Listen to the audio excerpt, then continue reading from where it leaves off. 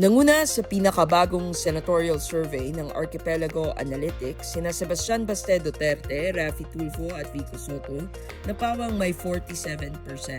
Sa susunod na hanay ay sina Robin Padilla, Loren Legarda at Leni Robredo na may tig 42%. Kasunod nila sina Alan Peter Cayetano, Paulo Colong Duterte at Francis Escudero na may tig 39%.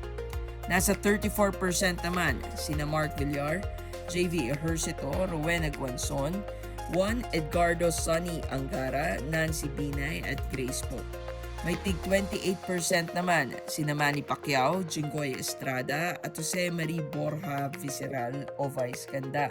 Samantala, kapwa nagtala ng 25% sina Ben Pitag Tulfo at Jose Sixto Gonzales Dantes III o mas kilala bilang Dingdong Dantes. May tig 22% naman sina Bong Revilla, Mar Rojas, Francis Tolentino, Gringo Conasan at Franklin Drelon. Nagtala ng 19% sina Heidi Mendoza, Willie Revillame, Ralph Recto at Vince Dizon.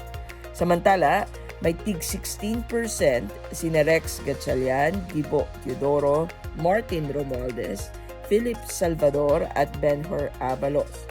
Mas mababa pa sa listahan si Jimmy Bondoc, Shel Jokno at Bonifacio Busita na may 10%. Nasa 7% naman sina Antonio Trillanes ng LP, Vic Rodriguez at Teddy Casino ng Makabayan.